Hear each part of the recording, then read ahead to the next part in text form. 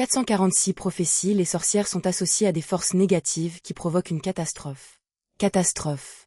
Jenna, dans son rôle d'instigatrice, avait fini par comprendre que l'instigation menait inévitablement à la catastrophe. Cependant, étant donné que le résultat dépendait des intentions subjectives de l'instigateur et de l'incertitude du destinataire, Jenna était assez sensible au terme « catastrophe » et pensait qu'il pouvait être un élément clé dans la représentation d'une sorcière. Au même moment, elle a confirmé un soupçon. Force négative. Les sorcières représentent en effet une force négative. La séquence 2 de la voix assassin est appelée démon de la catastrophe.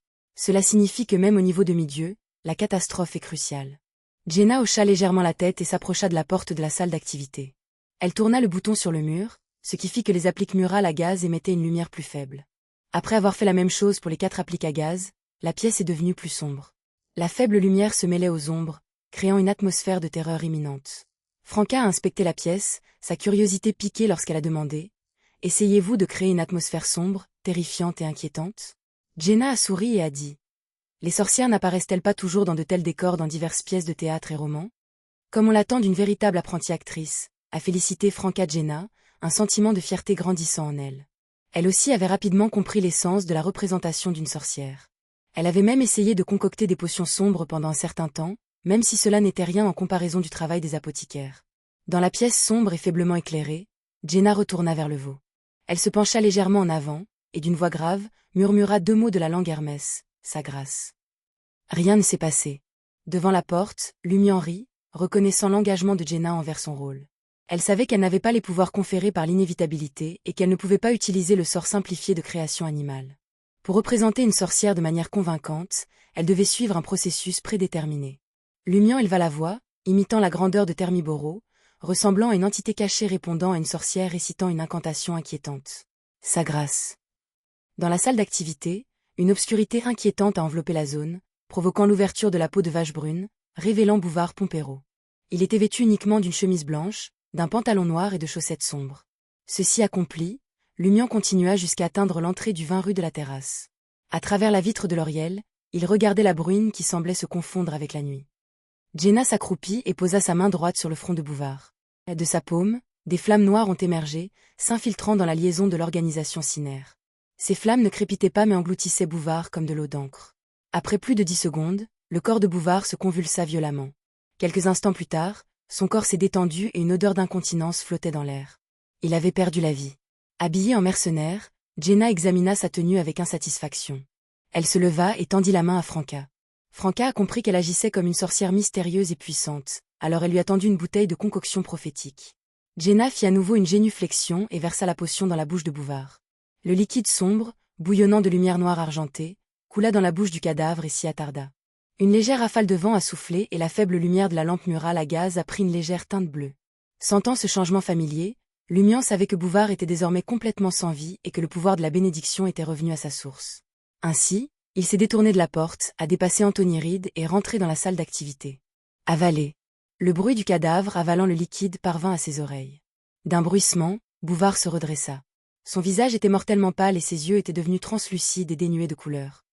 Alors que Jenna regardait ses yeux clairs, elle s'émerveillait de leur qualité magique, les couleurs vibrantes, la lumière pure, la forme invisible et les ondulations mercurielles. Elle endura le froid intense puis tourna son attention vers Lumian et Franca. Elle n'avait aucune question, elle agissait simplement. Franca fit signe à Lumian de prendre l'initiative de poser les questions, car elle visait à apprendre à mieux utiliser la cartouche restante de concoction prophétique. Lumian, connaissant bien les règles, a soigneusement examiné l'enquête et s'est adressé à Jenna en disant « Demandez, où est voisin Samson, l'ancien propriétaire du voisin café dans la région de Trèves de la République d'Inti, à cette fois la semaine prochaine ?» Cette question avait non seulement son sens apparent mais aussi une implication cachée.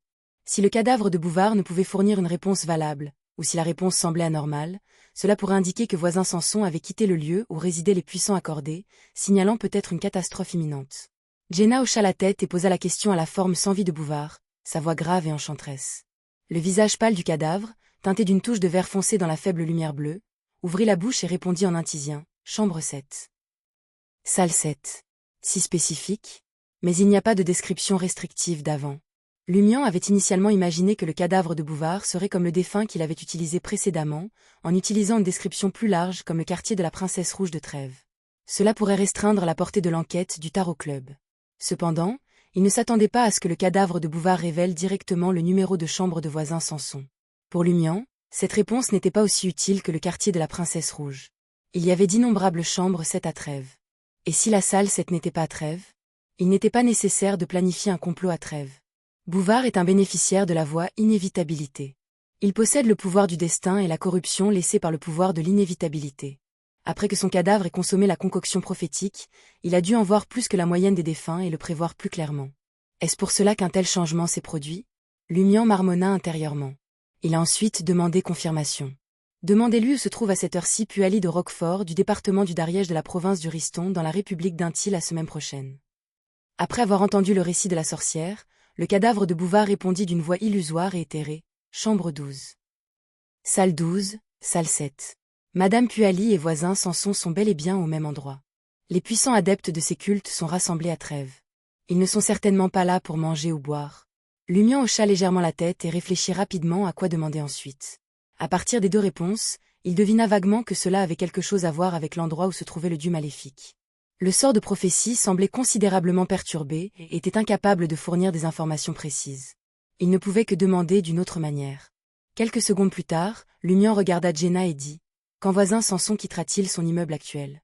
Cette question visait à déterminer le moment d'une catastrophe potentielle ou d'une opération importante. Les scènes étranges dans les yeux de Bouvard se sont rapidement dissipées.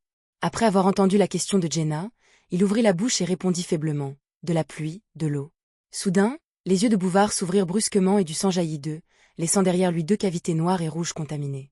Son corps a commencé à enfler, devenant pâle, sombre et humide, comme s'il avait été immergé dans l'eau pendant une période prolongée. En un clin d'œil, le cadavre disparut de la vue de Lumian et des autres, comme s'il n'avait jamais existé. Franca, serrant le miroir et se préparant à lancer une malédiction sur le cadavre muté, a perdu sa cible. Elle scruta frénétiquement la zone mais ne trouva que les restes des globes oculaires explosés. S'appuyant sur son expérience limitée, Franca a spéculé. Se pourrait-il qu'un événement ou une entité extraordinaire ait été prophétisé, conduisant à une horrible réaction qui l'a entraînée dans l'inconnu? Elle soupira et ajouta « Vous voyez, la divination et les prophéties sont des entreprises perfides. » Lumian acquiesça et suggéra « Partons maintenant et dirigeons-nous vers la résidence de Bouvard pour sécuriser le butin restant de notre mission. » « Oui, nous devons être prudents, » dit Jenna en regardant le plafond. « Que ferons-nous de Paulina et des autres hérétiques? Devons-nous tous les éliminer? » « Je m'en occupe. Je vais m'en occuper. » Franca leva la main avec impatience. « Je veux trouver du plaisir, non, du plaisir pour moi-même. » Elle voulait simplement agir. Observant les expressions perplexes sur les visages de Jenna et Lumian, Franca rétorqua. « Qu'est-ce que tu penses? Je ne parle pas de ça. Ce n'est pas la seule façon d'avoir du plaisir. Faire quelque chose pour se divertir? » Lumian se moqua et sortit de la salle d'activité, laissant une remarque d'adieu. « Vous avez 5 minutes. » 5 minutes? Marmonna Franca en s'installant devant la machine à écrire mécanique en cuivre. Enfilant des gants, elle tapa rapidement sur le clavier.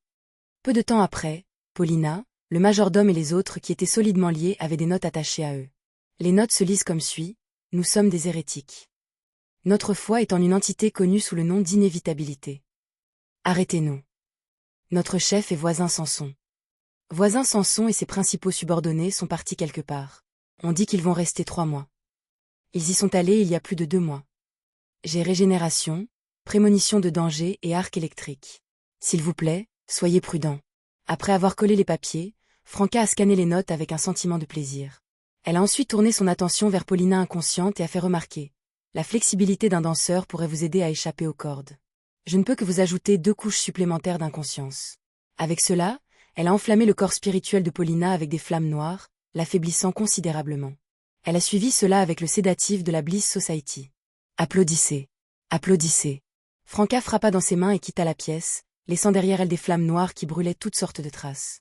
Après s'être assuré du succès de leur rapport de police, Lumian et ses compagnons récupèrent des avoirs pouvant être rapidement convertis en espèces dans la résidence de Bouvard dans le quartier des bibliothèques. Reprenant son apparence d'origine et reprenant une calèche vers le quartier du marché, Lumian était sur le point de demander quelque chose à Franca lorsqu'il remarqua une silhouette se précipitant dans l'obscurité devant la fenêtre. Le personnage était vêtu d'une chemise blanche, d'un pantalon noir et de chaussettes sombres. Ses orbites étaient creuses et vides, et sa peau semblait enflée et pâle, comme si elle avait été trempée dans l'eau. Bouvard Pompéro. Le cadavre disparu de Bouvard Pompéro.